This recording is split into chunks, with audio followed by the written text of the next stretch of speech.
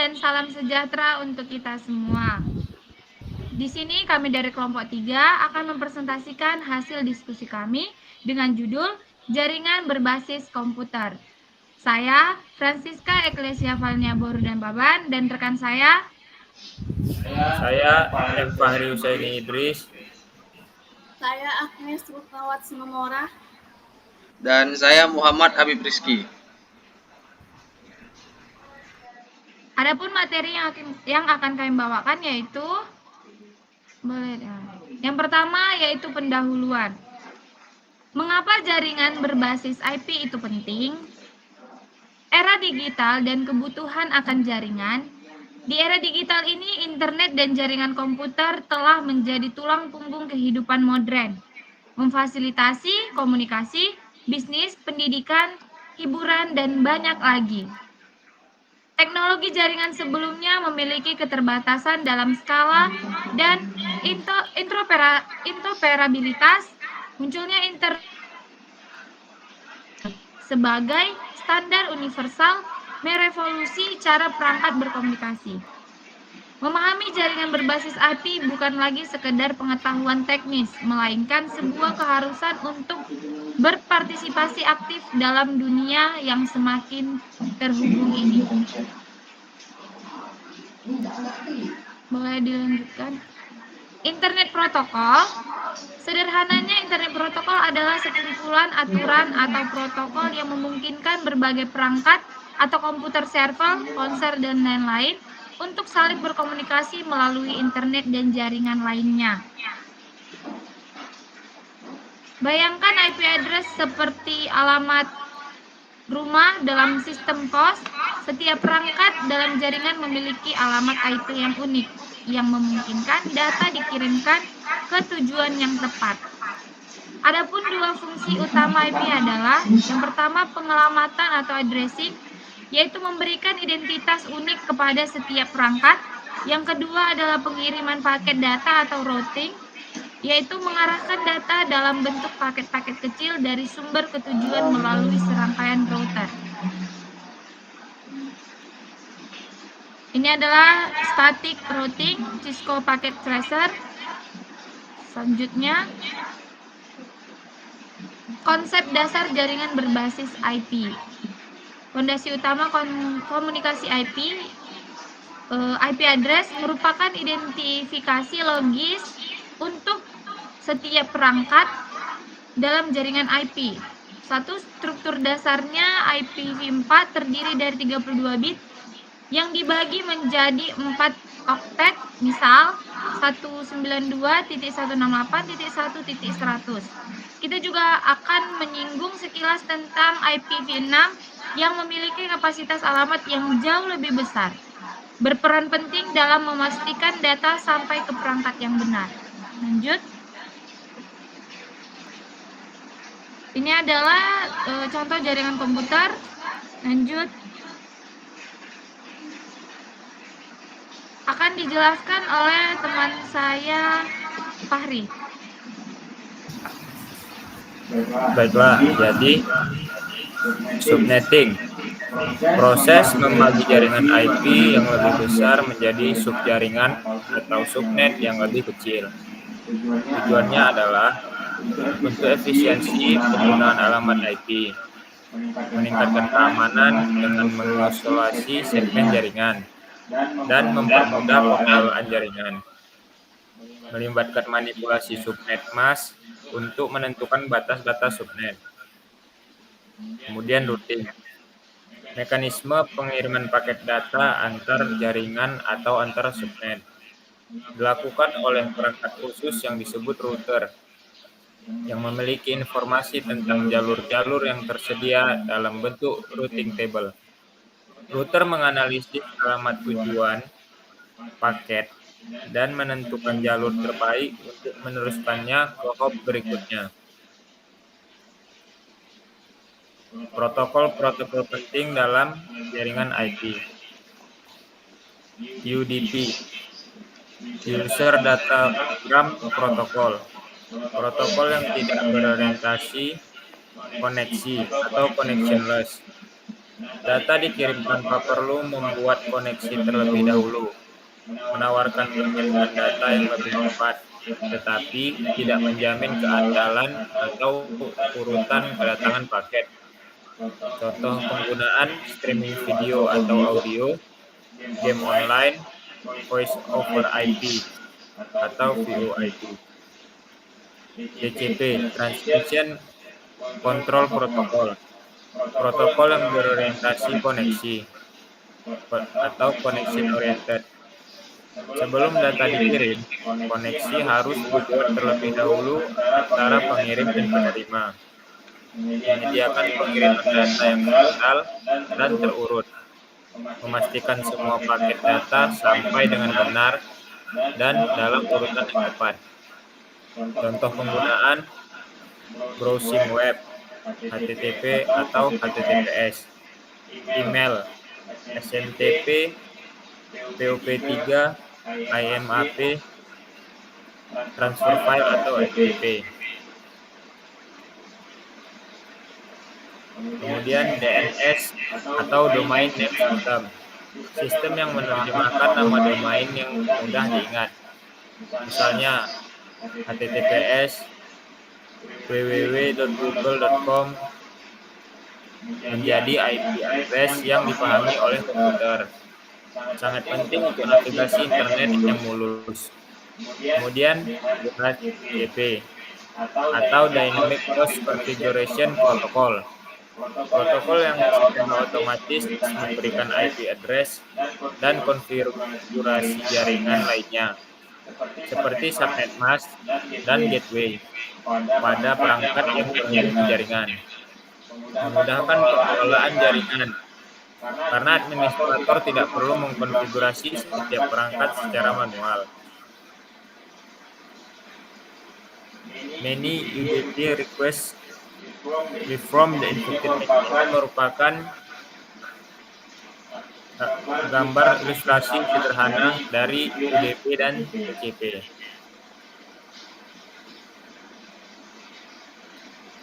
Kemudian akan dijelaskan oleh teman saya.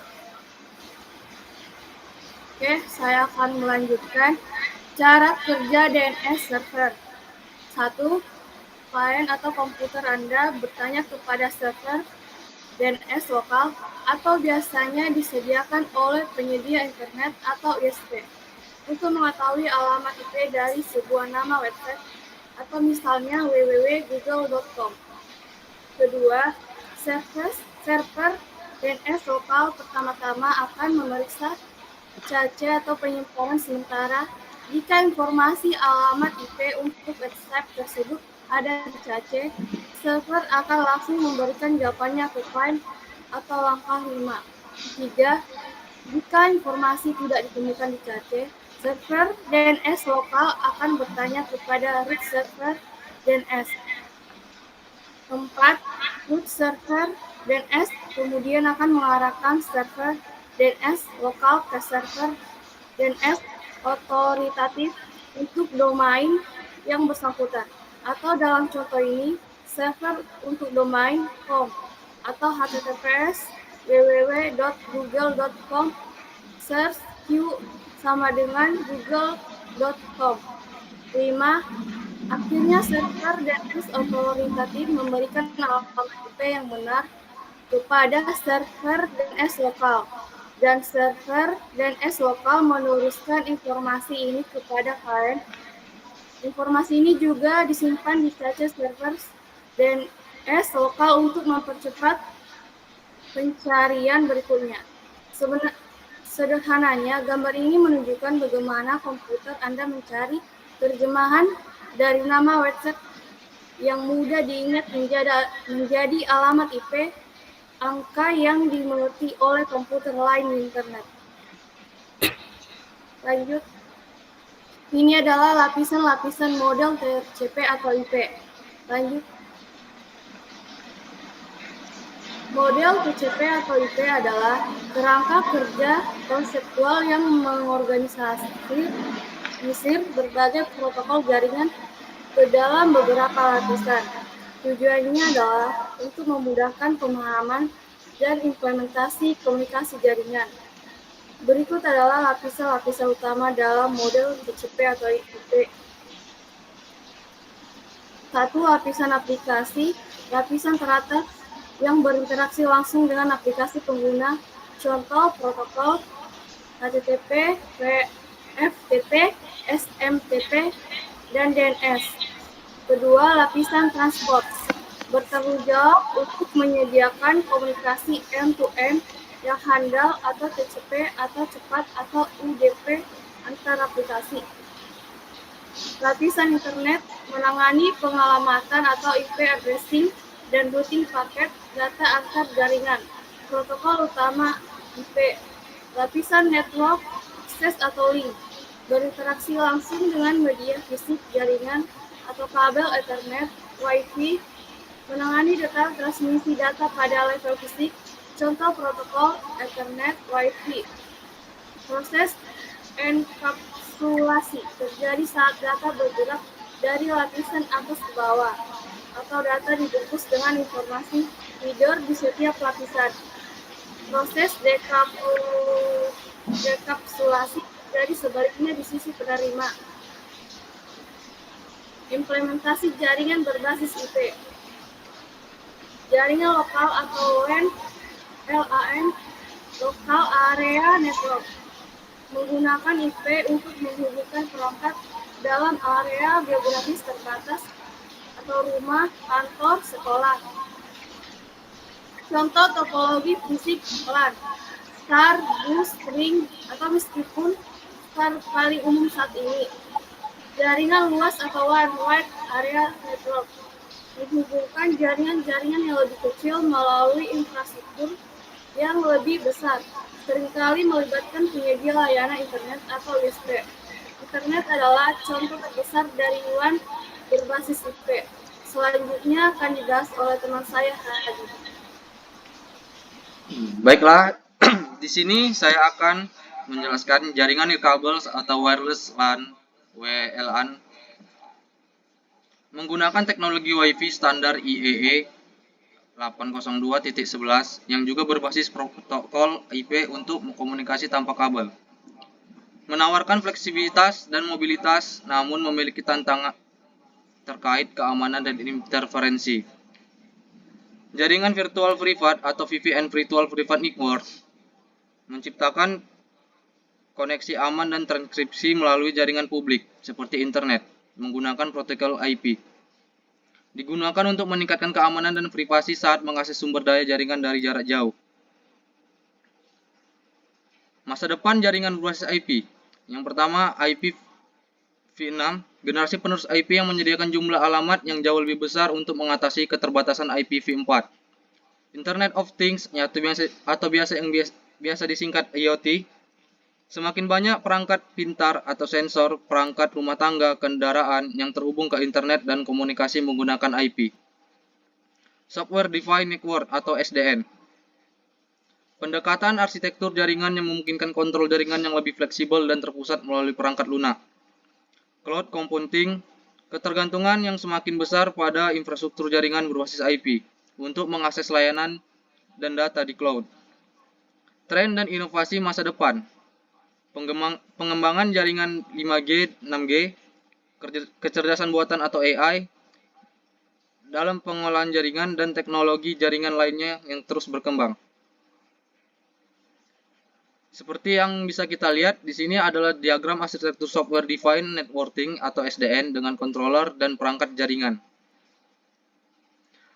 Nah, masuk kesimpulan. Jaringan berbasis IP adalah fondasi utama komunikasi digital di era modern. Pemahaman tentang konsep dasar, protokol penting, dan implementasi jaringan IP sangat krusial bagi individu, organisasi, dan perkembangan teknologi secara keseluruhan. Masa depan jaringan IP akan terus berkembang dengan munculnya teknologi baru seperti IPv6, IoT, dan SDN, yang akan membawa konektivitas dan kemampuan jaringan ke tingkat yang lebih tinggi lagi.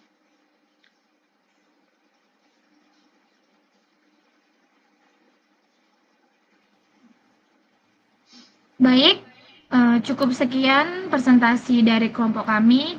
Lebih dan kurangnya kami minta maaf dan terima kasih.